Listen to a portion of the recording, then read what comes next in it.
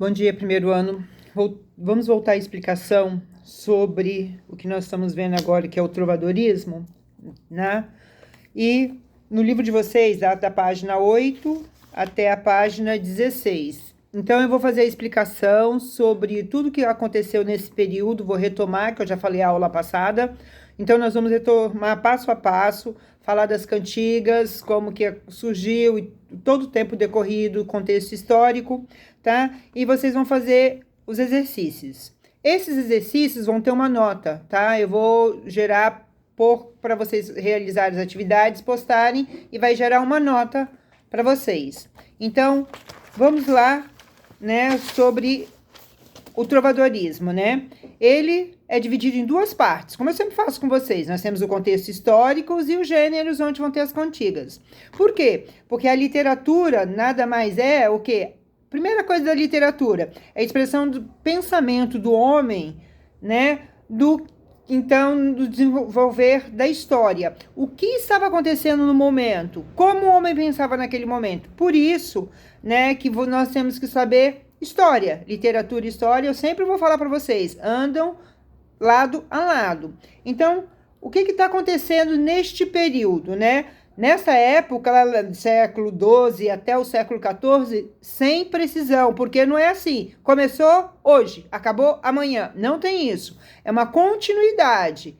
Vão acontecendo novos fatos, surgindo novos fatos históricos e vai mudando o jeito do homem pensar, tá? Então, em que época nós estamos aqui? Nós estamos na era medieval, idade média, né? Então, o que está acontecendo? Antes, quem dominava tudo? Era Roma. Aí muda, começa a ter a Península Ibérica, né? Recuperação, onde que tem quem está na Península Ibérica? Portugal, Espanha, tá vendo? Tá ali naquele meio de Portugal, Espanha e França. Então, qual é o primeiro marco que nós temos? É a origem de Portugal, quando ele se desvincula, né? E aí a linguagem é galego-português, né? E daí vem as primeiras escritas deles.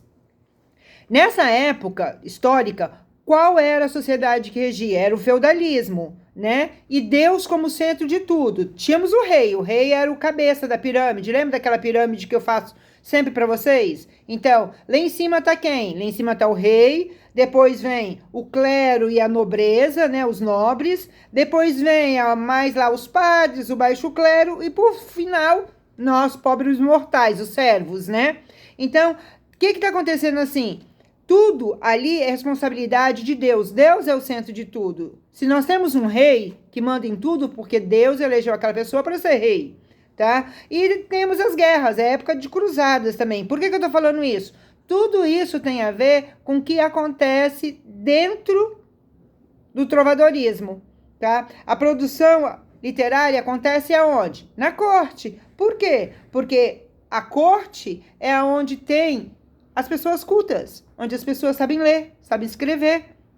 Se vocês assistirem o filme O Nome da Rosa, tá? Vai falar bem sobre isso. Vocês vão ver bem sobre o que acontecia naquela época, quem tinha cultura e quem tinha poder, né? Então, quais são os pontos principais que nós temos aí, né? Nós temos as conquistas, né, das colônias, as batalhas, né, as descobertas, a descoberta da Ilha da Madeira, a ida de Vasco da Gama à Índia, tá vendo? A fundação da Universidade de Coimbra, né? Mas temos também surtos, epidemias, por quê? Porque não tem higiene, né? Aí vem o quê? O renascimento comercial em função de todo esse ir e vir. Então, o trovadorismo é a primeira manifestação literária da língua portuguesa, né? Então, nós vamos ver isso dele. A origem dele é lá na França, né? E quando que nós temos em Portugal, quem é o trovador mais importante? Paio Soares de Taiveroz, né? Nós temos os compositores. Cada um tem um nome, vocês vão ver. Aí nós temos o principal, que é o trovador. O trovador vem da onde? Ele é um compositor que pertence à nobreza. Então ele é nobre, a qualidade dele de canção, de musicalidade, de poesias é mais alto. Por quê? Em função da cultura que ele tem. Logo depois nós temos o segrel. É um fidalgo, só que ele vive disso. Então ele é um andarilho que vai de corte em corte cantando as poesias dele. Nós temos o jogral, né, que aí seria o quê? O jogral é o bobo da corte, que servia para distrair as pessoas. O menestrel é que já é de cultura popular, já é mais simples, ele vai falando mais de acordo com a população, tá? E a soldadeira, que nada mais são as soldadeiras, eram as moças que tocavam castanholas, né? E acompanhavam os artistas cantando, né? E tudo mais.